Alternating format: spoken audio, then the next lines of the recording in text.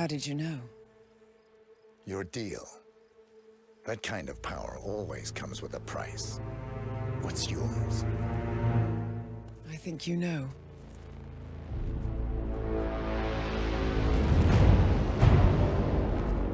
I am sorry. This is a necessary evil. Welcome everyone to the season finale of Northern Nerd Chats. I'm Brad. Clayton and Adam could not come today. I asked my friend Drew to come on, and Drew is from Inside the Game, and and we'll be chatting with the lovely Jane Perry. So thank you so much for coming on the show, and we'll start chatting. Absolutely. Thank you so much for having me. It's such a pleasure. As a fellow Canadian, I'm sure. Well, I mean, you're over in England, so you're not really getting to see the wild weather that's going on here. Like where Drew is, there's almost no snow, and where I am, there's about 4 feet of snow outside. So it's yeah. And it really melted changed. yesterday. It melted yesterday. Wow. You have 4 feet of snow? Yeah, it's pretty high. Really? Where are you, Brad? I'm in Alan Thick's town of Kirkland Lake.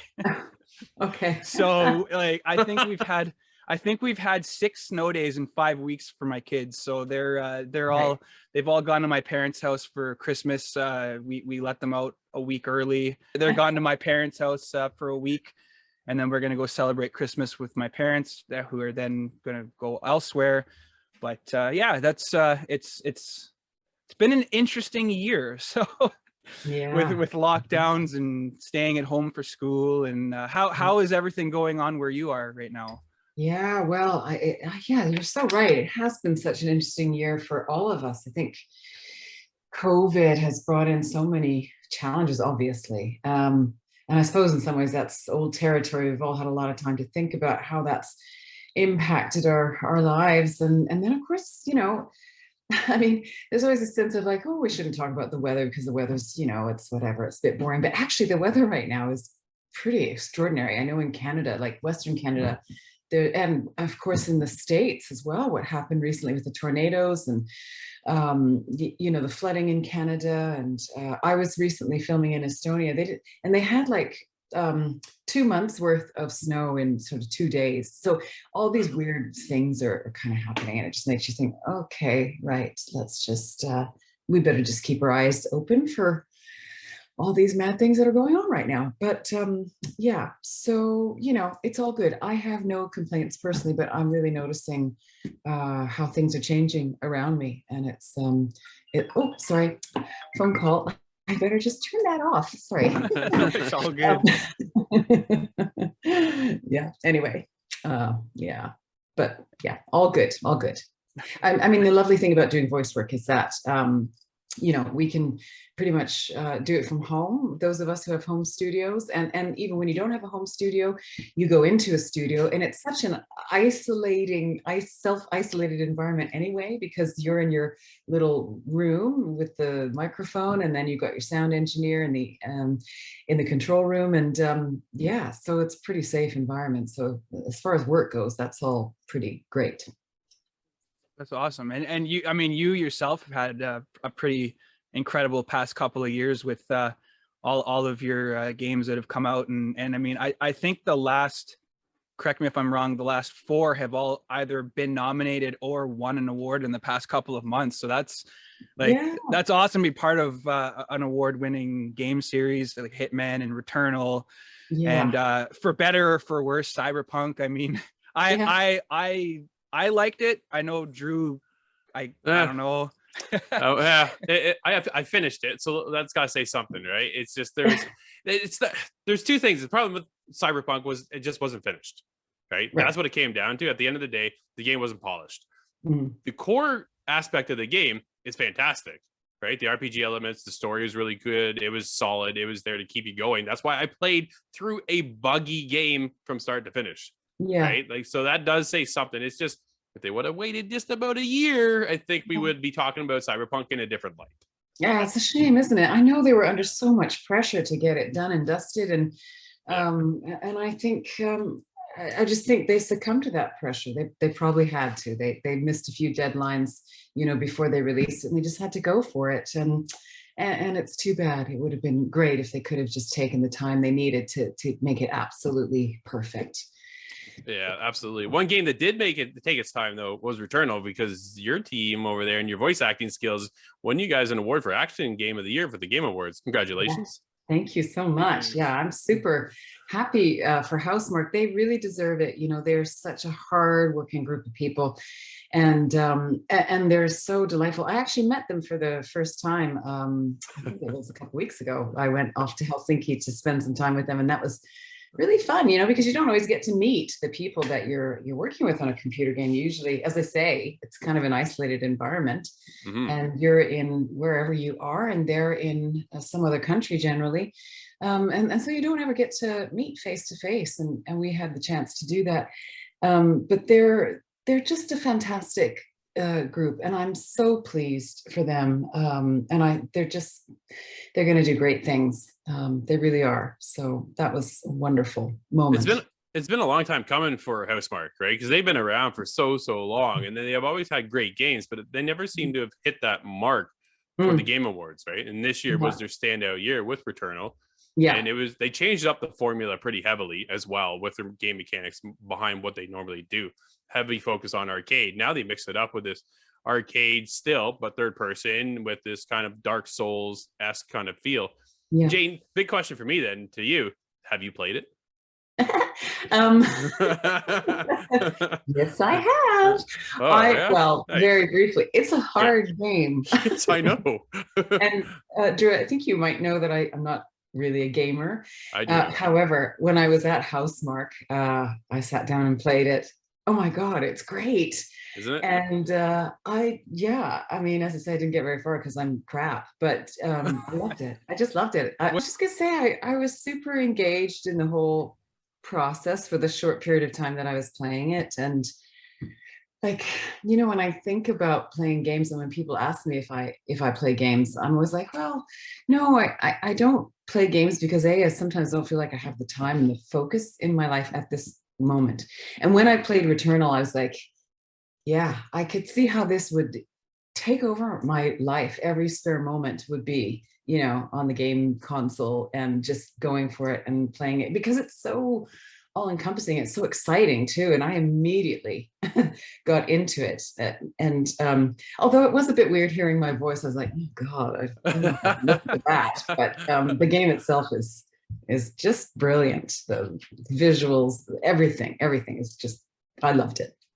Did in the brief time that you played it, did you have any rage controller throwing inducement there? Or because I'm not myself, I'm not really a rogue style gamer.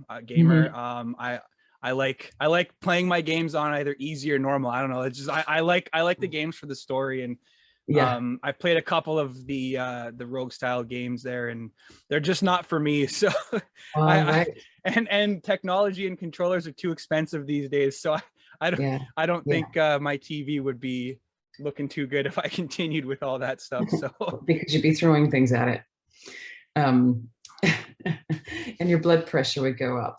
I know. A little bit. I didn't have any rage-induced moments, but I can certainly see how that might happen. How long did you work with Housemarque, Jane, doing the voice acting on this project for Returnal?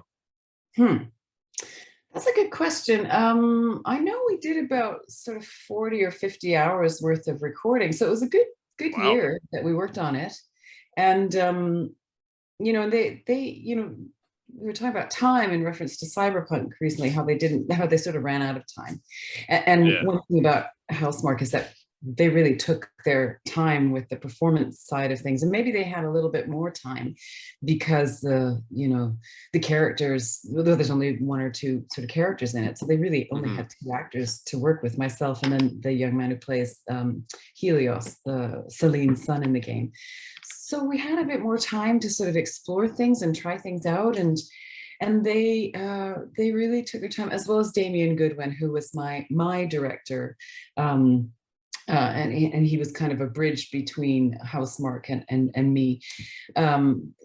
They all really took their time to paint the picture, to really explain where Celine was at any given moment and what she's going through and what she's just been through, and that was super helpful, to have that, because it's quite, I think when it's just yourself in a game, it's, you don't really have anything else to bounce off of it apart from what's going on in the environment in which you find yourself. So that was really, really great. So yeah, we worked on it, quite consistently for a good number of months.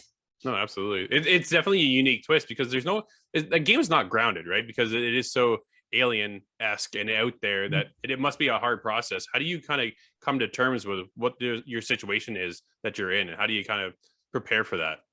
Yeah, preparing. I don't know how you prepare for it. I mean, I guess what you prepare for before you step into a voice session is to just be ready for anything. And so I make sure that I feel present and energized, and that my voice is properly warmed up, and available to whatever Damien or Greg at Housemark would throw at me. So that, because you don't necessarily know what's coming, because I think I might have said in previous interviews, as a games voice artist, you're never sent a script in advance. You might get it the night before, but that doesn't even really give you enough time to sort of completely understand what your character's going through. So it's all very in the moment. So it is really good just to be present and existing in the now. And that would be how I would prepare for those sessions. Are you given free reign on your how your character sounds, or is it like, okay, this is how we envision her? Like how do you get into like preparing for a role like Celine or Rogue or Diana? Like, yeah. Oh, that's such a great question. Well, it is this little moment in time that happens at the beginning of the process of recording a character in a game, and you will work with your director, and you'll take a bit of time to sort of read some of the text and collaborate on what she sounds like. So you'll be in real dialogue with the game developers, and you'll be working with your voice director. And it would just be a question of like, okay, well, let's try lowering her pitch a little bit. Let's change the rhythm a little bit. Okay, let's see. Okay, what this is a very high stress environment. So what might she act like in this moment? So it's just a question of trying out different things. And then eventually you sort of hit the sweet spot, and everybody goes, oh yeah, that's it. That's the sound that we want. That sounds really good. Let's hang on to that. And then your sound engineer will record that little kind of sample and then play it back every now and then, so that we can all sort of plug into the sound of this character again. And for me in particular, it's very useful so that I can find it again and stick with it and keep it consistent. So in terms of doing press, obviously a lot of the stuff that you've done recently has been during the pandemic. You've recorded, I'm like, for Rogue and all that. Did you record before pandemic, or was it all done during? And then also, how do you do press, since I mean technically I mean I'm assuming you're not flying anywhere, you're not, like, is it all done online? I know just recently you flew to Finland, and was that your first outing, if you will, to promote Returnal? So Yeah, they let me out of the cage to go there. Yay! No, so in answer to your first question about Cyberpunk, that was pre-pandemic. So we did that in the studio, which was lovely. And yeah, that was quite a long process too, actually. I can't remember exactly how long, but I was in the studio a lot, and worked quite closely with the director. Justin Villiers was the name of the director on that one.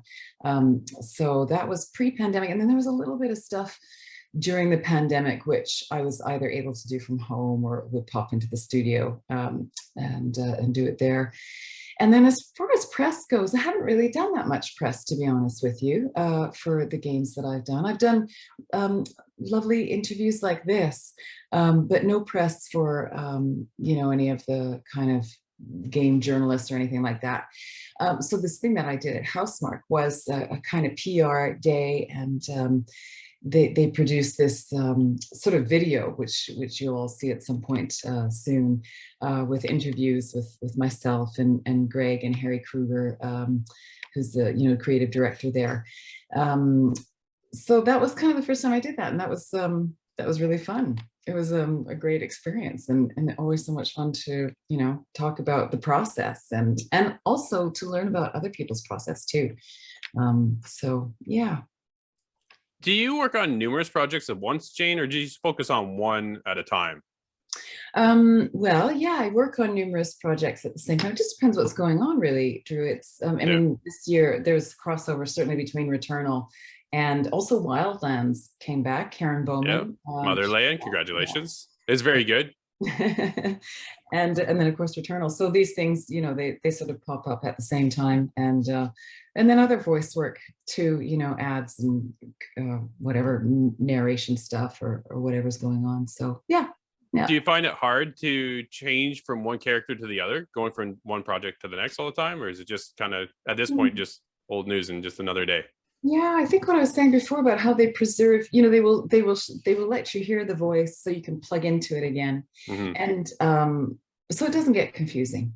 And I think each character's voice sort of is located sort of in my body in a different place and in a different way. So once you kind of find that in your body, then it's there and it's good. And I mean, that'd be really weird if Diana and Celine started getting a bit mixed up. I'd be like, oh, so that's never happened before. Not yet. So there's not much you can say, but congratulations as well for Hitman Season 2 is coming. Exciting.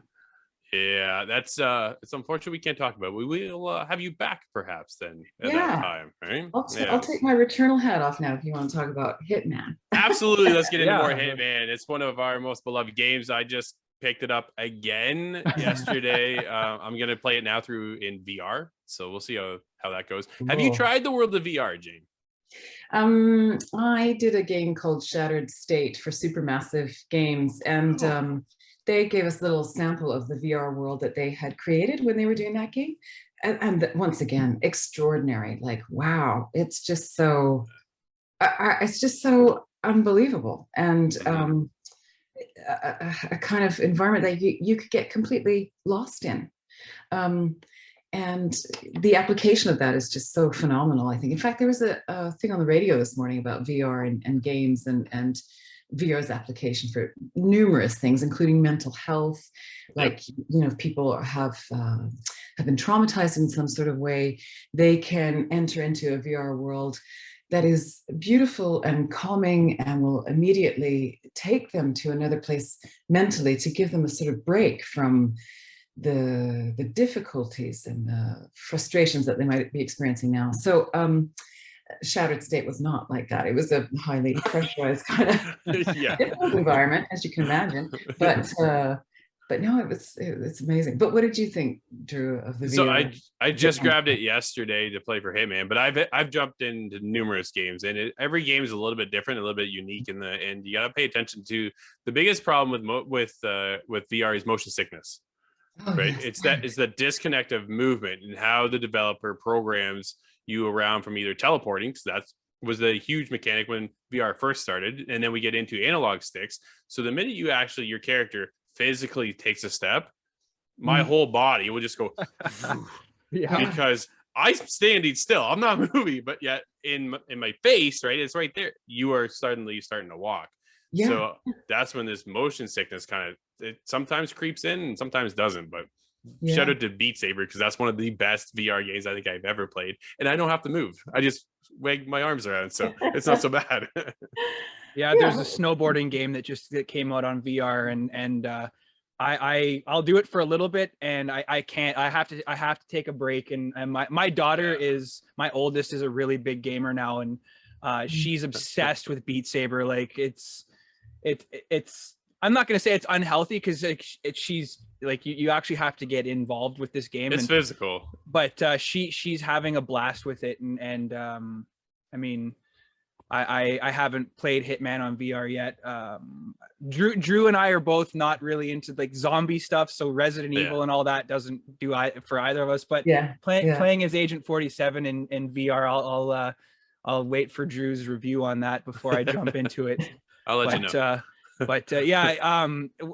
It's funny because when I started chatting with David way back at episode 1, I had just started playing. I've got product placement here behind me. I had just started playing the first Hitman for the trilogy because Drew dad shamed me into playing the trilogy, and I did. Welcome. It was so much fun, and like of course you hear in a lot of interviews that I guess a lot of you guys know each other, but you never actually recorded together. And then I guess just recently you had tweeted a picture that you had met with David. So how does that dynamic come into play? Like where you're obviously they've done such a good job making these games, but like, so is David's lines fed into your headset and then you're responding, or is it like on a screen? How does stuff like that happen?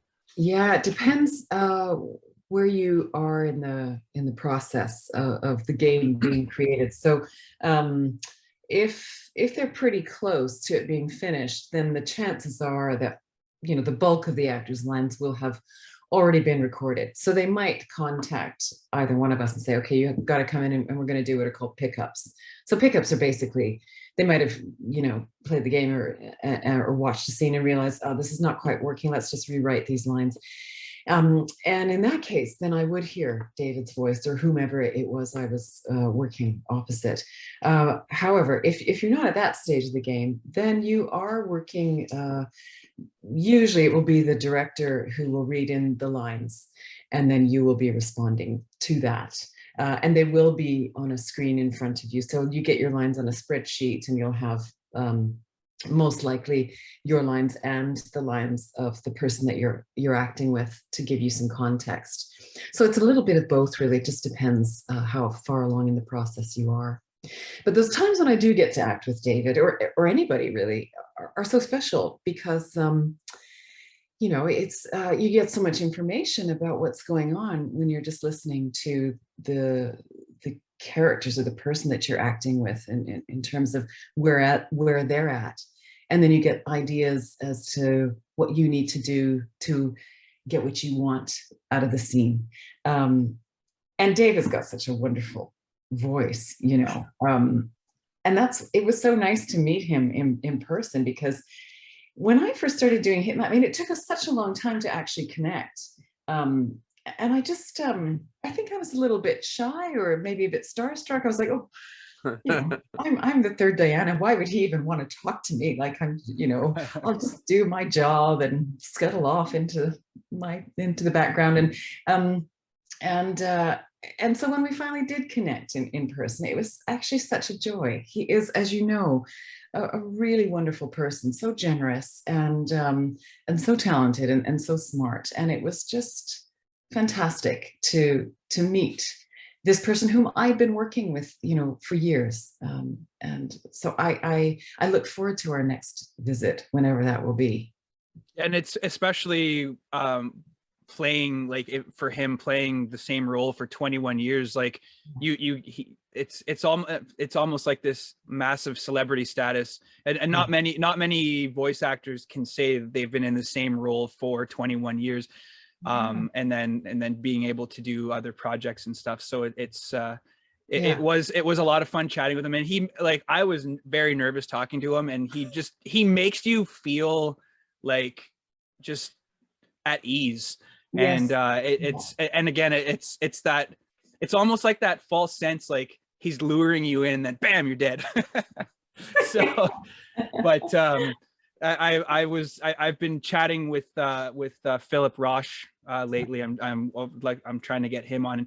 His role as the Constant it's probably one of my favorite villains recently, just because it's all behind the scenes, and then you slide in, and spoiler warning for, well, actually I'm not going to do it. I won't do a spoiler warning because it's still a relatively new game, but I mean, it was very well done, and it all came together perfectly with the trilogy and now with season 2. To me, I think season 2 is going to be more of like your elusive targets. I mean, again, it's all relatively new, but that's my speculation. Yeah.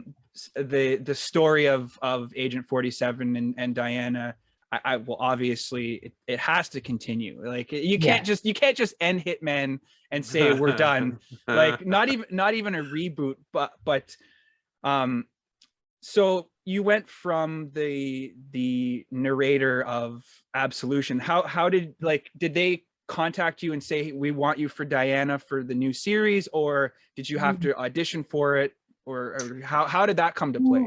Yeah, right. So yes, I was the narrator for that, and I guess they realized that my voice was getting good feedback, and they thought, well, maybe we should ask Jane to play this role, and they basically just put it to me off the back of sort of being the in-game tutorial, and I was like, well, yeah, okay, sure. They wanted me obviously to play it with a British accent, and I was, I'll confess, a bit concerned about that because I just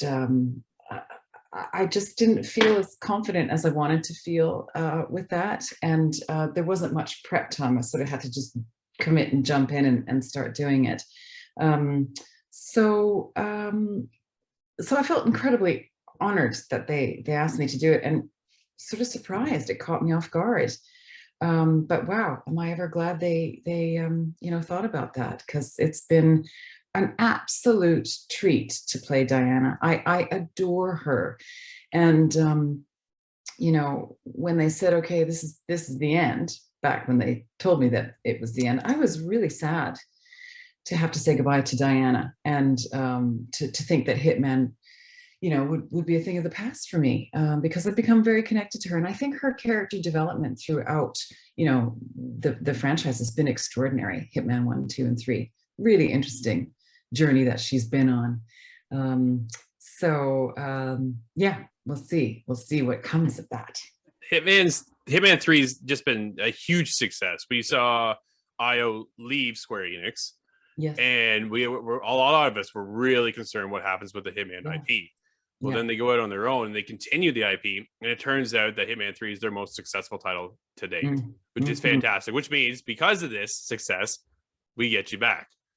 How surprised were you then when they asked you and say, hey, we're coming back for season 2? I was not that surprised, because I felt that they were onto a good thing.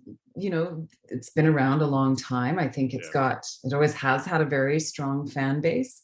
And, I think, well, whatever happened with Square Enix happened, but they had experience prior to that of being an independent, developer. And I think they just had this sort of vision for what they wanted to do, and they were able to achieve it. So I wasn't that surprised, to be honest.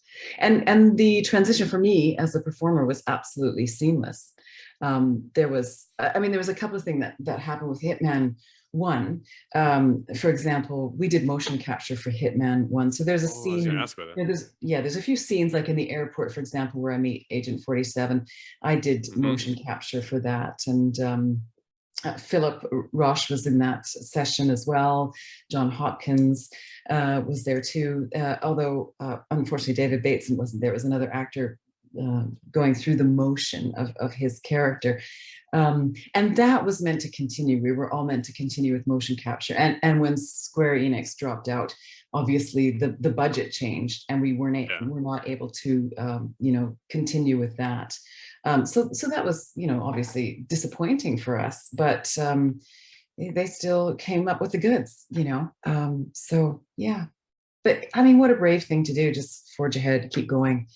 And I think maybe, who knows what Square Enix is thinking now, sort of looking at what's happened. They must be like, oh, I would think so. Yeah. I have a couple ideas what they're thinking right about now, because they just let go probably one of their biggest IPs right now that they could have had right at this point, because it has taken off so much and so well. Yeah. Jane, you've worked with some of the best developers around the world. Is there any developer that you would like to work with that you haven't as of yet? Hmm. Good question. Naughty Dog comes to mind. Oh, that's a good choice. Yeah. Maybe she'll be in Last of Us Part 3. There you go. Oh, Yeah. that's great. Gosh, I don't know. Wow. Yeah, I guess that would be maybe top of my list. That's a good one to go for. Yeah. So while we're on the subject of Hitman, I showed this to Drew a little bit ago. As I had mentioned, I do have a very good artist friend.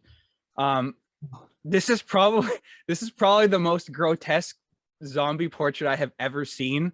I was hoping to have it today in the mail. It's out for delivery, so it's not, unfortunately, not going to be able to do the actual unveiling. But he did send me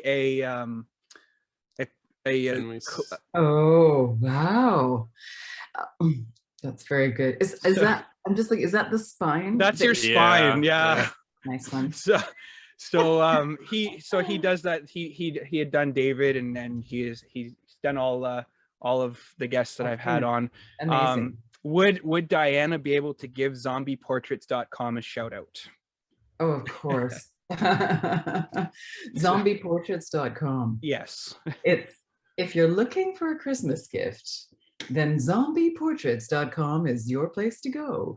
Take your favorite pet, husband, wife, or child and turn them into a zombie. That's awesome. So yeah, that's what he does. I just figured since we were still on the Hitman chat conversation, I'll pull that out. But yeah, for so sure. that's what he does. His so work is absolutely great, and actually I do think that would make a fantastic Christmas gift. It would maybe a zombie spin-off where Hitman Agent 47's in a zombie filled world where he's got to take out zombie targets. Yeah. Maybe that would be the only zombie game Drew would play. I don't know if I could do that. I did play The Walking Dead. I played The Walking Dead from Telltale. Yeah. That was really good too. But yeah. So I don't know if this is anything that you can talk about, especially with Cyberpunk getting its PS5 update. Will we potentially see any side stories for Rogue, like not including the one ending, but like is there anything that you can say about potential involvement? Or I will be honest and say I really don't know, actually. That's a really good question. I would hope so, because she's a fun character too. She was a badass character. Like it was yeah. like the leader of all of that stuff. So yeah, I liked her for her badassedness, if that's a word. It's always fun to play characters like that. But yeah, honestly, I don't know. And sometimes you know, as a voice artist, you don't really know until the last minute. Your agent sends you a little message saying, okay, you're booked at such and such a studio at 3:00 on Wednesday afternoon to play Rogue, or there's always a project, sort of a code name for the game, and you'd be like, oh, okay, and then off you go and do it. But they never really give you advance warning. They don't call you up and say, hey, guess what? So we'll see if I get that message from my agent. I'd be thrilled if I did. It would be definitely cool to experience that again. I mean, for you, but as I really enjoyed the IP. Like I picked up the Cyberpunk Red board game, so there's like a backstory to all of these characters. Yes. So I think despite the flaws, there is a lot of exploration that can be done with this whole series. Yes. So I mean, I like a story continuation. Who knows? Like Grand Theft Auto just released an online story. So who knows? Maybe the multiplayer will, if it comes for Cyberpunk, will include something as well. So I think it'd be pretty cool. That would be fun. Yeah. So so going like I have a friend who's like a big Dragon Ball fan, and so you were only in it for a little bit, but if they asked you to go back, would that be something that you would do, or has that ship on Dragon Ball sailed? Well, I mean, that was a very, very, very long time ago. And it was just dubbing. So I was dubbing, obviously, another actor who did it originally. And I mean, how many years ago was that? That was probably 30 years ago. It was right when I graduated. 97. 97. Oh, there you go. Okay. A long time ago. And of course, I would love to do it again. I would never say no. It'd be so fun to revisit that. But I certainly don't have any expectation of it. But if it happened, I'd be delighted. You know, and it's funny with these things, you sort of do it and you let it go, and then it just drifts into the past, and you focus on the things that are in the present. So every now and then I'll get a little tweet about it or a little message about Dragon Ball Z, and I'll be like, oh yeah, yes, that. And actually it was super fun to do it. I do remember, you know, being in those recording sessions in Vancouver, working on it, and at the time not really realizing what it was and the huge following that it has. So yeah, that is definitely a blast from the past. Jade, speaking of your past, everybody starts somewhere within the industry, and it's always unique to hear everybody's story. Now, I have obviously heard your story, but I'm pretty sure Brad's audience hasn't. How did you get started, and do you have any tips to get into voice acting at all? Yeah, sure. Well, I really got started as a voice actress from being stage and screen actress, really, which kind of parlays into the tips that I might offer for anybody who wants to get into voice acting. And I think first and foremost, especially if you want to act in games, is to work on your acting skills. It's not just about your voice or the quality of your voice. It is about your ability to jump in and become a character, and to really engage your imagination in a kind of make-believe world that you have to create on your own, because as I said before, you don't always have somebody to act with. Usually it's just a director reading the lines. You don't have a set, you don't have a script in advance, you don't have a costume. You really have to fill in all these blanks by yourself. So really good acting skills that allow you to be as specific as possible about where you as your character are at any given time are super important. So those acting skills might have a lot to do with improv, you know, taking an improv class. So you're able to think on the spot, and to just come up with things in the moment, and having a knowledge of, you know, for example, a really good approach to scene work is to think about, well, what does my character want in this moment? I want to make Drew smile in this moment. What am I going to do? Okay, oh, there he goes. He's smiling. That was easy. Okay, now I want him to be sad. So how am I going to do that? I'm going to say something. Oh, how will I say that thing to make him be unhappy? Okay, I'm going to say it in a sarcastic tone and see what impact that has. Oh, that's not working quite well. Okay, now I'll be really tender with him. And so, you know, what I'm saying is you're just trying lots of different things. And I think acting school, or learning how to act, teaches you how to engage all of those different tactics. Also with, you know, acting in games, it can be psychologically challenging because you're frequently, you know, playing characters who are in very stressful situations. So there is some kind of, you know, sense of having the know-how how to step into that with 110% of your being, and then to step back from it and let it go and leave it at the studio, so you're not taking that kind of tension or that aggression or whatever it is into your day-to-day life.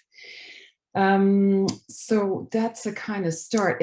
Of course, you also have to make the contacts too to get into games. So you need to get a demo reel. You need to get an agent who can, you know, who can basically get you auditions for these things. So, you know, and there's a lot of help out there, you know, online. You can start to just Google, you know, great studios close to me who record demo reels and get some help with that, and then research the voice agents who are good in wherever it is you happen to live. But I think the acting skills are really super important. Did you ever doubt yourself once you got started? And do you still doubt yourself at all today? Always. Oh my gosh. Oh yeah. It's an artist thing. It is. It's a big thing, and I think it's always there. It's always sort of sitting on your shoulder, like, oh, that wasn't very good, was it? And and maybe that's a good thing, allows you not to rest on your laurels, as it were. But I think you're right, Drew. I think every artist, performing artist, has that sort of criticism that's always lurking in the background. And then you kind of find like you get really involved in what you're doing, and you get in the moment, and then just being present to what you're doing sort of fills the void that could otherwise be taken up with uncertainty, and then it becomes fun, and that self-doubt goes away. But yeah, it's always there. It's a friend that I negotiate with all the time. Are you going to be out on the con circuit like in England, or is there any? Because I know with like they're starting back up. Well, not starting. They've been on for a little bit, but a lot of stuff is going on now. Not so much here right now, but we're unfortunately we're back to some pretty hefty restrictions. We were able to do our little expo in October, but I'm happy about that. But are you planning on being out and about, or are you planning on coming traveling?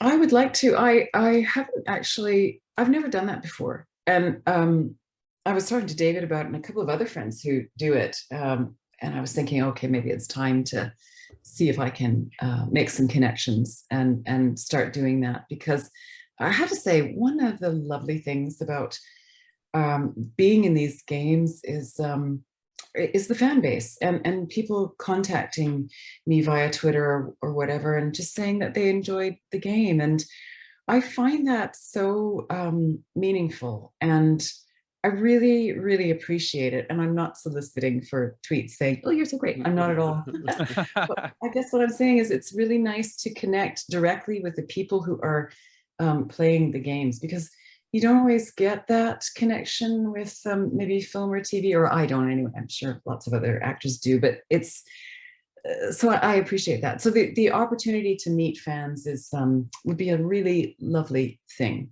and they are, of course, a very important part of this process, and that they are the audience, they are the players, and this would not exist without them. So I would be honored to meet the people who play these games.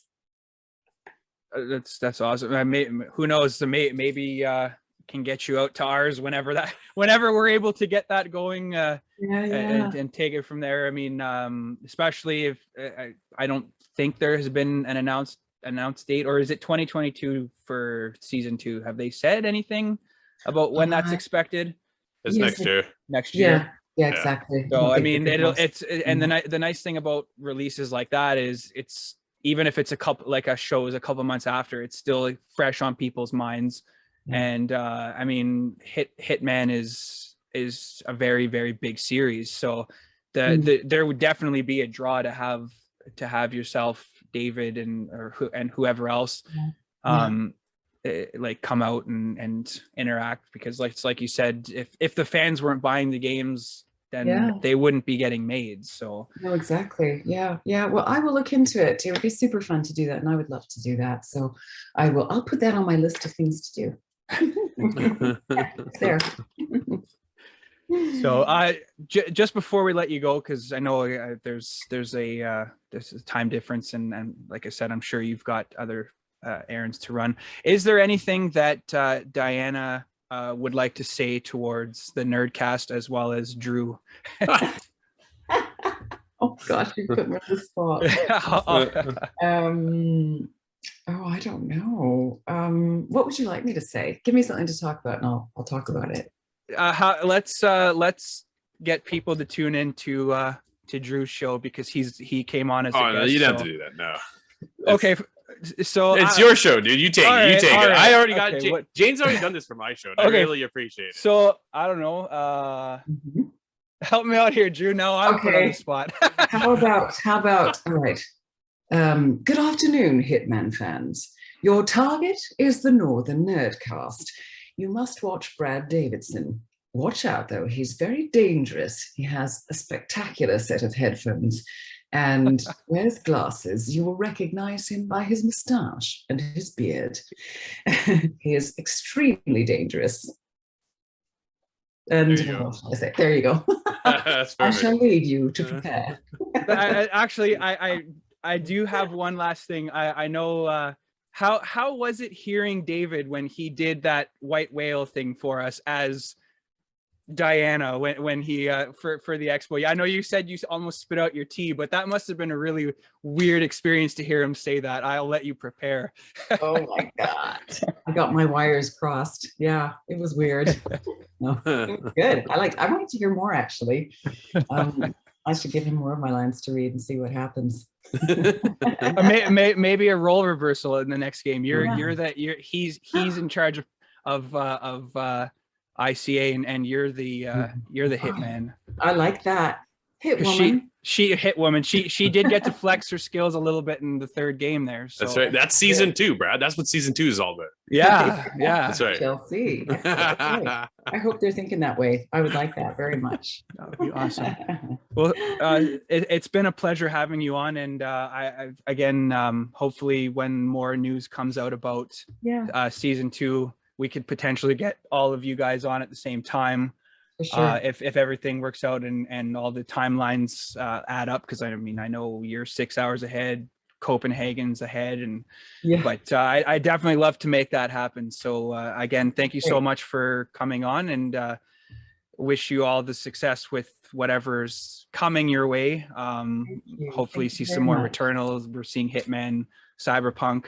So thank you very much. Thank you. It was really a pleasure to chat with you both, and I hope you have a wonderful holiday season upcoming. Yes, you as well. Thank you, and all the best. Take good care and stay safe. Thank you. Thanks, Take Jane. care. You too. Good to see you again. All right, then. Lots of love. Bye. Bye-bye. Bye. So we just wanted to thank Jane for coming on and chatting Hitman, Returnal, and all that fun stuff. I personally am looking forward to season 2. Oh yeah. I'm not sure, like, again, I have no idea what to expect, but I'm thinking it's going to be like elusive targets or some other kind of, I don't know, like sin kind of thing where it's like gluttony, greed, and all that, but maybe some other kind of zodiac. Did you play much of that? I haven't. I'm not. It's just not because there's only so much time. Man, right? I just like I really like that fake out ending for Guardians. I thought it was over, and then it's like, no, it's not. Holy crap! That game just kept going and going and going. I'm like, oh, I'm done. I'm almost done. Nope, it's still going. Oh, I'm almost done. Nope, I'm still. Holy crap! Yeah, it finally ended though. The writing was amazing. Like, it was such a good, like, when you guys had streamed whatever it was on, I wasn't sold at first. It just looked clunky and like almost like it was not meant to be seen. But I mean, there were certain things I wish I could have skipped, like the whole huddle. I didn't like it either. I didn't like the huddle. I thought it was dumb. I always chose the wrong one. Oh, did you? Never worked out. They're like, why are we doing this? It's like, oh, I failed. I remember seeing that trailer revealed, and I was like, this doesn't look all that good. And Nate was like, yo, this looks cool. I'm like, really? You think so? Yeah. I'm like, nah. Then we got invited to a press event, and I joined the event, and the event was something like 3 hours with the game. 3 hours, maybe an hour. I can't remember at this point. Anyways, I completed the one level, and that's when I was like, I'm in. That was enough to go, okay, thank God you guys asked us to play, because now I got a better understanding. Sometimes the trailer doesn't do it justice, and in this case, it really didn't, because now when you play that game, that game is a fantastic game, and there's a reason why it won awards this year at the Video Game Awards show.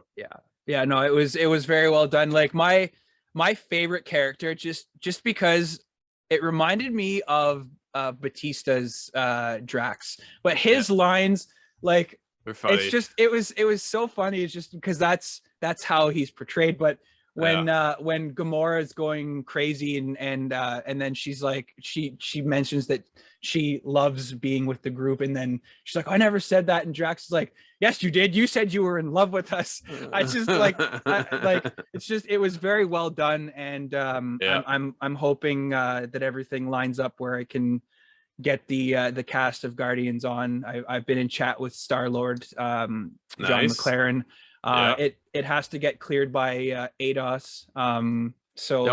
I've sent an email, see if we can get somewhere. I mean, it would be pretty like there's not, I don't think there's anything in terms of NDAs. I mean, he said it was like he's open with his questions and whatnot, Sure. but again, it has to get okayed by ADOS, and maybe like I'm just not big enough. I mean, it is what it is. If it doesn't happen, it doesn't happen.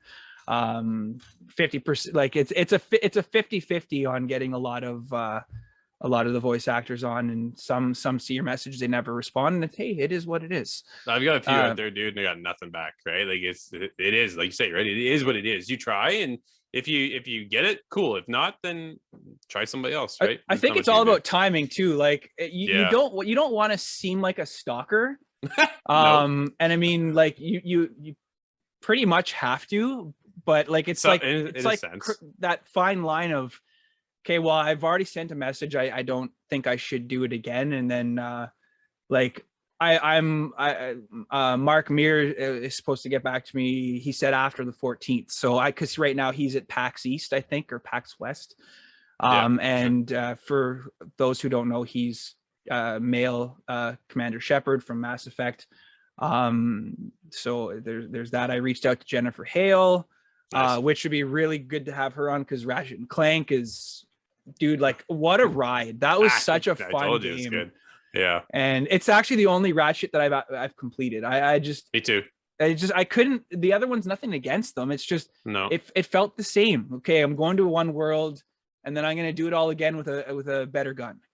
I was Jackson Daxter. I went that route, right? I went with Naughty Dog. You go one or the other. Yeah. Yeah, it is, right? They're often you talk about this and you bring them up and you go, wow, that was this side.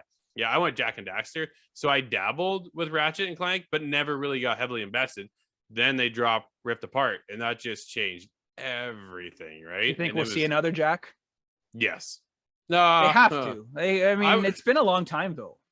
So I don't think we'll see it from Naughty Dog, right? I think they'll pass the reins off. They're clearly now on to The Last of Us. They're working on a remaster right now of Uncharted. So that's where they're lining their things up. They're too busy, and I don't think so. What happened was they started on Jax and then shut it down. And then they went into The Last of Us. Yeah. And then that was the same with Crash. So. Crash was picked up by a different company, and then because that started with them as well. Yep. And then Crash 4, who did Crash 4? The new one that just came out. Like, well, not just, but just I want to say was it Bob's with Toys? Is that who it was? Or Zanzaru did the Sly Cooper series, right? Yeah. So they redid that one. But yeah, who just redid the new Crash? Activision. Yeah, so I think it was developer Toys for Bob. Toys for Bob. Okay, that's what it is. Yeah, so they just did that, and they did a fantastic job on that game. That game is awesome. Yep. So, do you give it to them? No, because of the current situation right now with Activision, you just completely avoid them altogether. But you give it to somebody else. You know what, dude? You know who you should give it to? Give it to Blue Point. Yeah, they've now joined your studio. Give them the reins on the new Jax series, and they've done a phenomenal job with the games that have come out. Oh man, remastering this. It's not even a remaster, right? It's a complete remake. That's what Blue Point does. Is they'll remake a game from the ground up based on the game we've already known and loved, and has worked and is crushed every time. So give them Jax. I don't want a remake of Jax 1, 2, and 3. We sort of got it, like not a remake, but Limited Run released a higher. Graphic thing on HD version. And they're expensive though, like like $89 for a PS1. Yeah, a lot of the retro stores sell them between $79 and $89 because it's limited run. Yeah. So oof, man. Yeah, no. Yeah, so yeah. I want a new game though, a new one. I don't want the remake. Yeah, there's too many remakes. Like it's, I mean, every we said this yesterday, or not yesterday, when we did the Spotify podcast. Like every studio in the grandma is doing a remake. And I mean, some are good and some are really bad. Like one game that one series I'd like to see get like not a remake, but like another shot at gaming is Mafia. Like, yeah. Dude, I'm enjoying Mafia 3. I do see now what you and Scott were saying about the Assassin's Creed thing. But I mean, the story is there to make me want to go back and continue playing. Sure. Whereas like Assassin's Creed, it just, for me, it got too much of the same. and like every game was the same. And I'm not saying the new ones, but it shouldn't, like, you guys just wrapped your show and I said it shouldn't be called Assassin's Creed, it should be called Vikings Creed, because you're not an assassin anymore. You're not doing that. No. So the whole battle between assassins and Templars is more of a side story, I think, at this point, than the actual focus of the game. Right? They've really changed the formula. That's why. So today on the show, we talked about Splinter Cell coming back and how they're going for a much more stealthier version of Assassin's Creed. So this is because Assassin's Creed isn't stealthy anymore. It really isn't, right? No. Odyssey, I'm playing Odyssey as stealthily as I can. And yeah, you can hide in bushes. You can't even do the double-bladed assassination from above anymore because I got a spear, right? Cassandra's got a spear. She doesn't have a hidden blade. Hidden blade's gone. Yeah. I was like, come on. Are you kidding? Like, Assassin's Creed was so well known for the hidden blade, and now it's just vanished. And I'm like, crap. Yeah, it's not. Assassin's Creed is not Assassin's Creed. The last Assassin's Creed I really enjoyed was Origins. I thought that game was fantastic. If anybody hasn't played Assassin's Creed Origins, go play that. But that's really kind of where it then went to Odyssey and shifted even more compared to what we were playing in the past. But dude, I want you give Blue Point Assassin's Creed 1 and let Altair come back. Remake that. I mean, right? that when that game came out, it wasn't bad. But it got really, really repetitive. And getting back to Guardians, the weak, and I wouldn't even say it was a weak point, but the combat got repetitive. Like it was all the same. The run in, it was fun, special. Right? Oh yeah, like I think I've got 50% of their suits, like of their alternate outfits. So it's like right now they're all their gold counterparts, but you get those in canon in the story. But I really had fun with that. But I mean, like, dude, I've got, like, I don't know about you, but like I have so many games coming at Christmas time. It's like and I saw 3 of them because I had to go pick them up and I had to confirm what they were. So it's like, okay, wow. So, and then my daughter was upset. Surprise. My daughter was upset that she wasn't consulted when my wife got one of them. So now there's another one coming that I literally have no idea what it is. Wow. I just know it's a Switch game, but if I had to whittle it down, it's either going to be Monster Hunter Stories 2 or Shin Megami Tensei 5. I know those aren't, that's not your style, but no, but they're well-made games. I know the fan base is behind both of those games. I more veer on the side of Monster Hunter, if anything. I loved Monster Hunter World. I thought that was really cool. Yeah, that was a phenomenal game. But yeah, it was really good. But it's, you know what, where I'm at right now, it's because of the nature of what we do. Dude, it's my backlog. It's such a mile long, and I'm trying to make my way through the Assassin's Creed games. I talked about it on the show today, the fact that I'm 50 hours into Odyssey, and I hit a huge wall last night. And I got mad, and I put it down. And I'm looking at this going, the story's cool. I'm enjoying it, but there's so much within the game. I can't remember if I'm on the story anymore, if I'm doing like side content or what's going on. And then today, as of right now, there is an Assassin's Creed event going on for Valhalla. And my buddy Corey on the show, he's got like over 100 hours into Valhalla. I'm like, do I really want to focus 100 hours or whatever more on Odyssey to get into Valhalla and essentially somewhat do the same thing for another 100 hours? Or do I just draw the line? But I want to be able to kind of, because I've loved Assassin's Creed for so long, I want to go in and say, I've literally finished almost every single Assassin's Creed game. I've finished every single one up into Odyssey. Okay. Play the side ones? I even played Chronicles. I did play Chronicles. Ones, yeah. I played Liberation. I thought that was really good. That was the first female assassin to make it into the series. I do have to go back and play Rogue because when Rogue came out, we got Black Flag. So I just want to wrap it up, and then we're gonna do a little thing on the show about nice assassin and things like that. But yeah, I was disappointed with Rogue. Project, were you? Yeah, I so I never Rogue and played Unity it. Came out. Is that what it was? Rogue and Unity or Black Flag? No, it was Black Flag because right? Rogue is the first game where you play as a Templar, assassin turned Templar, and you can get it in the Caribbean pack on the Switch. It comes with Black Flag. Yeah. I have that back actually. I was just, I don't know. It's just, it felt very clunky. It felt like the original Assassin's Creed, like just like delayed button mashing, and it is old. That's the issue. But the problem is Assassin's Creed 4 held up, whereas this game did not at all. Mind you, Assassin's Creed Black Flag got another life on PS4 and Xbox, not Series X, but Xbox One. Yeah. Whereas Rogue only got a facelift on the Switch, so you can tell it's PS3 graphics, Xbox 360 graphics, and it's not knocking it. It's still okay. Sure. But yeah, it just I played it a little bit and I just lost interest. Yeah. No, I want to finish off Odyssey over the holidays, and then who knows what I'll be into after that. It's just my next one is Cana, but I gotta wait till Christmas. So dude, I'll have stuff to do in between that. But I mean, enjoy your Pixar game. Yeah, I mean, I didn't realize it was an indie title, so like that's cool? Huge. Yeah, I loved it. I thought it was one of the best games this year. So, but it wasn't nominated for Game of the Year, unfortunately. Nope, it was not. Got snubbed. But yeah, we'll wrap this up here. If you want to just say where people can find you, and then we'll go about our ways.